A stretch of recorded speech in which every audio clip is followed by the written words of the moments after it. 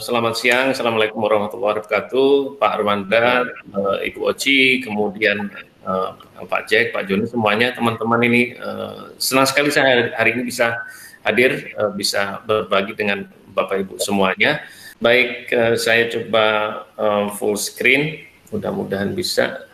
Baik Bapak Ibu, pertama saya ingin sampaikan bahwa tadi disampaikan Ibu Oci mengenai bagaimana peran teman-teman di media. Saya kira ini adalah salah satu kelompok stakeholder penting, karena kalau kita melihat di SDGs itu kan ada kelompok pemerintah, legislatif, kemudian akademisi pakar, kemudian ada sektor swasta, dan kemudian mass media dan masyarakat. Jadi saya kira isu perubahan iklim ini betul sekali perlu didorong, tidak hanya perubahan iklim, isu dengan yang lain perlu didorong untuk menjadi perhatian semua pihak. Nah, pada kesempatan hari ini, sesuai judul yang disampaikan kepada saya akan menyampaikan problematika perbaruan NDC dan komitmen pemerintah terhadap perjanjian Paris, gitu ya. Jadi saya akan melihat dari perspektif kami. Jadi pertama saya ingin melihat dari kondisi saat ini yang terakhir. Jadi kemarin tanggal 28 Juni itu baik UNFCCC, UNEP, kemudian Badan Meteorologi Dunia, mereka kompak memposting kondisi suhu di lingkar Arktik yang sampai positif 38 derajat Celcius, di mana itu berarti lebih tinggi 17 derajat dari kondisi biasanya selama 30 tahun terakhir. Jadi ini sebenarnya menunjukkan bahwa isu perubahan iklim sudah menjadi satu krisis iklim dan sudah terbukti, dan setiap hari selalu ada update bahwa ada kemungkinan kita underestimate terhadap perubahan iklim yang terjadi. Sehingga sangat penting sekali, termasuk tadi yang disampaikan bagaimana media berkontribusi untuk menyampaikan kepada masyarakat kondisi ini, sehingga kesadaran semua pihak bisa lebih didorong. Jadi kalau kita melihat situasi global, tahun 2019 suhu sudah dicatat oleh PBB sudah naik 1,1 derajat Celcius dari kondisi sekitar abad di masa revolusi industri. Dan kita tahu semua, awalnya kita ingin menjaga tidak lebih dari 2 derajat Celcius. Tahun 2018 IPCC mengkoreksi, bukan 2 derajat Celcius lagi, tapi kita harus maksimal 1,5 derajat Celcius. Dan tahun 2019 kita sudah 1,1 derajat Celcius. Tentu saja ini menjadi catatan penting upaya global. Nah, kalau kita lihat dari perspektif kesepakatan Paris, maka pertama yang menjadi catatan adalah tadi emisi tahun 2018 sudah mencapai 5,3 gigaton, yang artinya dampaknya adalah emisi suhunya naik 1,1 derajat Celcius. Di tahun 2030 kalau kondisinya tanpa aksi, maka emisi diperkirakan 60-70 gigaton. Nah, yang menarik adalah bahwa ternyata kesepakatan Paris apabila dilaksanakan oleh semua negara termasuk Indonesia, Malaysia, Cina 100% melaksanakan komitmennya, Indonesia 29% berhasil atau bahkan sampai 41%, itu hanya sekitar mampu menjaga emisi global 53 sampai 56 gigaton. Artinya adalah bahwa emisi dari kesepakatan Paris di tahun 2030 masih jauh dari target global yang diharapkan. Karena kalau untuk mencapai 1,5 derajat Celcius, maka di tahun 2030 atau emisi global yang maksimal perlu dicapai adalah 24 gigaton. Tidak boleh lebih dari itu. Nah, kesepakatan Paris ternyata masih membawa kita ke 53 sampai 56 gigaton. Oleh karena itu ada gap yang sangat besar, yang akhirnya muncullah isu ambisi lebih. Semua pihak diharapkan meningkatkan ambisinya. Karena kalau tidak demikian, maka kita tidak akan berada di bawah 1,5. Kita akan tembus itu. Nah, inilah latar belakang dari ambisi lebih. Nah, kalau kita bicara ambisi lebih, bagaimana dari kondisi tahun 2030? Kita lihat tahun 2030 PBB memperkirakan jumlah total penduduk dunia 8,5 miliar tahun 2030, termasuk Indonesia juga akan bertambah.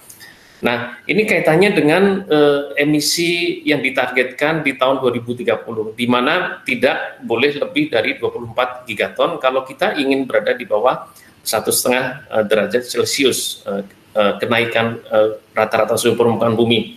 Artinya bahwa emisi per kapita itu adalah dijaga di tahun 2030 tidak lebih dari 2,8 ton per orang dari penduduk dunia, dari kurang lebih 8,5 miliar itu. Kita lihat bahwa emisi per kapita di negara-negara, terutama negara-negara pengemisi utama, sangat tinggi. Amerika lebih dari 20 ton per kapita. Kemudian Rusia lebih dari 15. Kemudian Cina, Jepang, dan Eropa kurang lebih 10 ton per kapita. Nah, inilah yang menjadi bahan bagi Indonesia, terutama terkait dengan isu ambisi lebih. Kalau dilihat dari totalnya, demikian juga G20, Indonesia masuk G20, emisi mencakup 75% dari emisi global. Sehingga kalau melihat siapa yang harus meningkatkan ambisi lebih, ya pertama pasti yang ditengok adalah negara-negara anggota G20. Tapi kalau kita lihat lebih sempit lagi, ada 4 negara yang emisinya lebih dari 55% dari total itu, yaitu Cina, Amerika, Uni Eropa, dan India. Nah, oleh karena itu pada saat kita bicara ambisi lebih, kita perlu melihat Indonesia juga bagaimana posisinya. Nah, kalau kita lihat emisi Indonesia di tahun 2017 sesuai data dari statistik perubahan iklim, kita kurang lebih 1,1 gigaton. Artinya kalau dihitung per kapita adalah 4,3 ton per kapita. Masih jauh dari angka harapan tahun 2030 nanti 2,8. Tetapi ini masih jauh di bawah Amerika, di bawah Cina, di bawah Jepang, di bawah Rusia, dan seterusnya. Sehingga pada saat bicara isu ambisi lebih, Indonesia dalam konteks ini harus melihat dari sisi bagaimana kita bernegosiasi, bagaimana kita berkolaborasi dengan negara lain untuk mencapai itu. Karena untuk mencapai 2,8, posisi Indonesia 4,3, negara lain banyak, terutama negara emiten utama sangat besar. Nah, kalau kita kembali melihat ke NDC Indonesia, NDC yang pertama, kita komitmen untuk mengurangi 29 dan 38% atau sampai dengan 41%, di mana kondisi bisnis as usual-nya adalah 2,8, yang artinya bahwa jumlah yang emisi yang kita reduksi di tahun 2030 adalah antara 0,8 sampai 1 giga. Nah, ini artinya adalah bahwa di tahun 2030 kalau kita kondisi bisnis as usual, emisinya 2,87 gigaton. Kalau kita hitung per kapita di tahun 2030 sesuai perkiraan Bappenas tahun 2030 penduduknya Indonesia kurang lebih 296 juta, maka emisi per kapita 9,7 ton. Tentu saja ini asumsi tanpa COVID, sehingga masih jauh di atas 2,8 ton. Kemudian kalau kita reduksi dengan 29% dan 38%, kita angkanya antara 6 sampai 6,8 ton per kapita. Sehingga ini perlu menjadi catatan pada saat kita melihat ambisi lebih. Karena tentu saja proses 2020 sampai 2030 isu ambisi lebih akan menekan tadi terutama G20, kemudian G4 negara besar yang emiter besar itu. Nah, dalam konteks ini maka saya melihat bahwa problematika berkaitan dengan ambisi lebih itu akan banyak berkaitan dengan bagaimana Indonesia bernegosiasi, berkolaborasi dengan negara lain untuk mendorong upaya ambisi lebih itu. Nah, kalau kita lihat di jenis gasnya, maka 68% itu adalah CO2 di dunia. Kemudian nanti juga akan saya perlihatkan di Indonesia kurang lebih juga sama, prioritas terbesar adalah CO2 dari energi fosil. Demikian juga dari sisi aktivitas. Jadi dari sisi mitigasi secara global, maka energi yang paling utama sebagai penghasil emisi gas rumah kaca. Jadi negara-negara G20, 4 negara besar tadi sebagai emiter utama, mereka petanya seperti ini, struktur emisinya seperti ini. Dalam konteks energi, ada satu hal yang juga mendorong pencapaian reduksi emisi. antara lain adalah kelangkaan energi. Jadi kelangkaan energi, barangnya makin langka, harganya makin mahal, otomatis emisinya berkurang. Seperti sekarang kita COVID, energi masih ada, tidak beli karena tidak perlu pergi, energi berkurang. Demikian juga pada saat dekade ke depan ini adalah dekade penurunan sumber daya tidak terbarukan di dunia. Nah, ini adalah contohnya, otomatis ini akan mendorong tidak hanya Indonesia, semua negara mengurangi konsumsinya karena kelangkaan karena harga. Nah, kemudian untuk sumber di Indonesia, maka di tahun 2030 maka 58% adalah emisi bersumber dari energi dan 24% dari kehutanan, sehingga dua sektor ini menjadi sektor penting di Indonesia untuk upaya mencapai komitmen Indonesia. Nah, ini adalah tadi juga sudah disampaikan oleh Pak Ruanda. Jadi ini dari dokumen NDC, besaran target kita. Kemudian saya akan sampaikan seperti tadi juga sebagai garis, saya perlu garis bawahi bahwa yang terbesar adalah kehutanan. Kita antara 497 sampai 650 megaton yang harus dikurangi, jauh lebih hampir 2 kali lipat dari sektor energi, meskipun bisnis as usual-nya energi lebih besar. Nah, kalau kita melihat perkembangan emisi nasional dari data statistik perubahan iklim, kita tahun 2017 turun nih dari tahun 2 tahun sebelumnya, 2015, di mana ada kebakaran besar yang tadi sama Pak Joni sudah disampaikan. Yang penting yang perlu kita catat adalah bahwa fluktuasi ini sangat signifikan dalam konteks emisi nasional, sehingga fluktuasi ini kita perlu cermati lebih jauh. Jika kita melihat struktur emisinya, sebenarnya cenderung jadi dari 5 sektor NDC itu, yang lain cenderung relatif stabil. Yang tidak stabil adalah di sektor NDC kehutanan yang orange. Jadi tahun 2015 karena ada kebakaran melonjak tajam. Kalau kita melihat target di tahun 2030, maka reduksi emisi itu antara 1,7 sampai 2 giga emisi maksimal yang kita harus jaga. Artinya bahwa kalau dari perkembangan ini yang tembus di atas itu hanya di tahun 2015. Artinya bahwa pada saat tahun 2030 kondisinya seperti tahun 2017, itu kita akan mencapai target NDC. Sebaliknya pada saat tahun 2030 kondisinya seperti tahun 2015, maka kita tidak mencapai target NDC. Karena target NDC adalah dihitung bukan akumulatif, tapi dihitung pada tahun 2030 itu. Sehingga kita tentu saja pertama berdoa agar di tahun 2030 itu kalaupun jatuh kemarau termasuk kemarau basah. Mudah-mudahan jatuh bukan di sesi panas atau jarang hujan. Kemudian yang kedua adalah tentu saja upaya maksimal, misalkan dari teknologi hujan buatan dan macam-macam, yang termasuk juga monitoring berkaitan dengan aktivitas penggunaan hutan dan lahan. Nah, kalau kita lihat lagi di emisi sektor energi mulai tahun 2013 itu kita cenderung berada di bawah di kondisi dibanding dengan kondisi bisnis as usual. Jadi mulai tahun 2013 sampai 2017 itu laju emisi di sektor energi kurang lebih 3,18%. Artinya kalau itu dilanjutkan sampai dengan tahun 2030, emisinya adalah 844 megaton. Masih jauh di bawah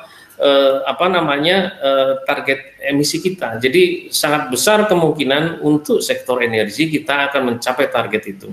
Apalagi dengan kondisi COVID ini, penggunaan energi relevan dengan ekonomi. Jadi kalau ekonomi terkoreksi sampai 0% atau minus dan recovery-nya butuh beberapa tahun, tentu saja akan sangat berbeda emisinya. Sehingga dari data ini diperkirakan tahun 2030 kita akan mencapai target khusus untuk energi. Nah, untuk sektor kehutanan, di sini kita tentu saja sekali lagi berkaitan dengan isu kebakaran hutan, karena fluktuasi yang terjadi karena faktor kebakaran hutan dan lahan. Dan tentu saja ini menjadi catatan penting pada saat kita mendekati tahun 2030 nanti. Tetapi dalam konteks lingkungan tentu saja tidak hanya itu. Setiap tahun kita harus selalu mendorong upaya pengendalian kebakaran.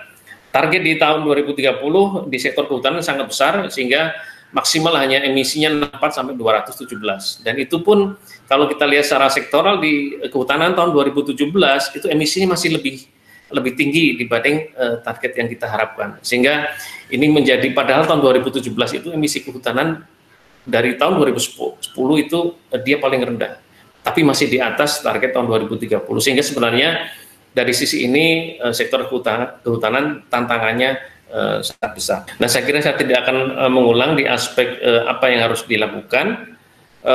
Di aspek apa namanya NDC perbaruan ini, yang pertama adalah sekali lagi target tidak dirubah. Saya berpandangan bahwa target tidak ditingkatkan dari aspek mitigasi, saya kira tepat, karena kita boleh lebih tapi tidak boleh berkurang. Jadi kalau kita naik seperti tadi disampaikan bahwa Amerika, Rusia, India, Cina angkanya masih jauh di atas Indonesia. Jadi kita perlu menempatkan itu sebagai isu negosiasi di tingkat apa namanya global, sehingga ambisi lebih itu kita harus lakukan bersama, kolaborasi global, sehingga tidak bisa dengan serta-merta kita mengusulkan tanpa berbasis kondisi global maupun kondisi Indonesia sendiri.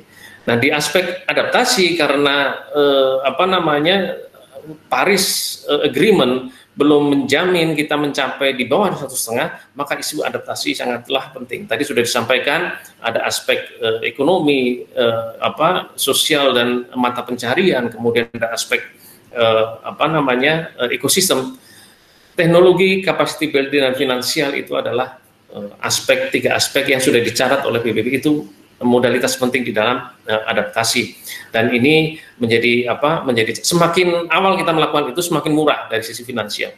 Tapi dari sisi capacity building, negara-negara berkembang perlu didorong juga demikian dengan teknologi. Nah, berkaitan dengan dampak, saya kira Indonesia sudah sering kita ketahui, kita melonjak sekali bencana hidrometeorologis. Dari tahun 2002 sampai 2019 kita 26 kali lipat, dan itu implikasinya tidak hanya itu. Kita bisa ke pangan, kemudian kondisi ekosistem, fungsi dan jasa ekosistem bisa terpengaruh.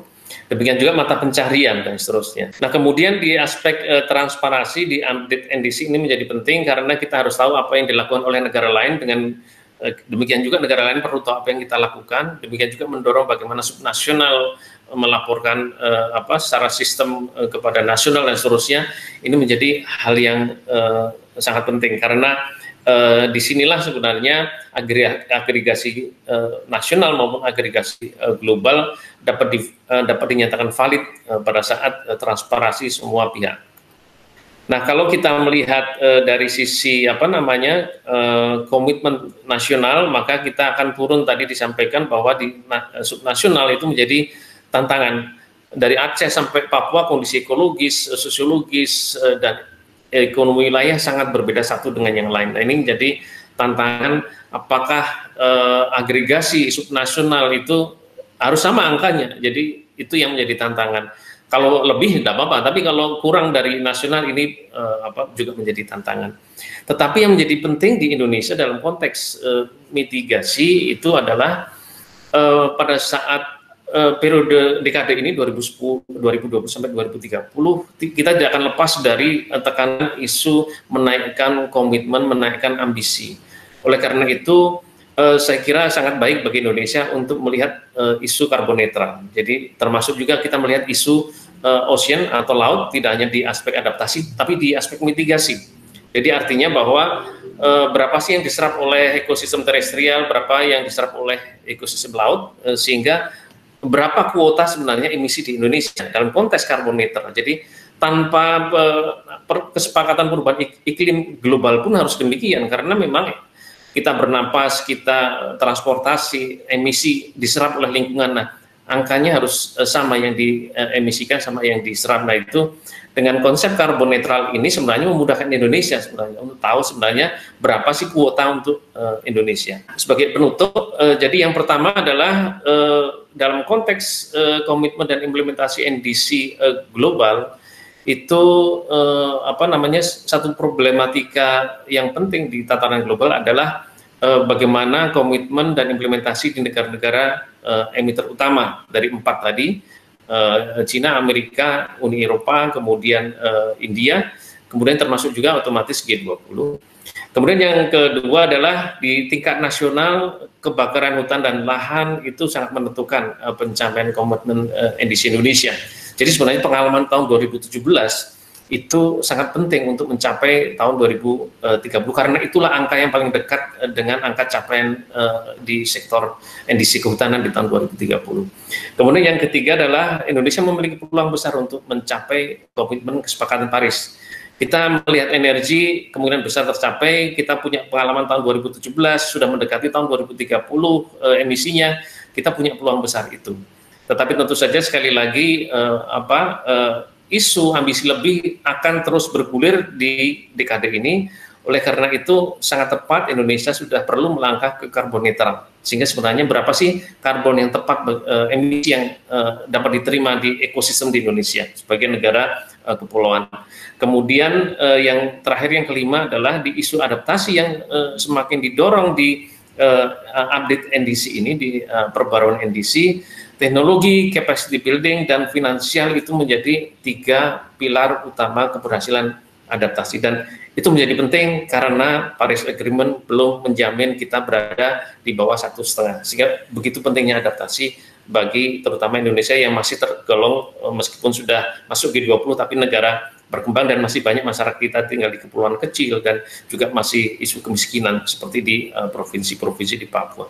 Saya kira demikian dari saya, Pak Joni. Terima kasih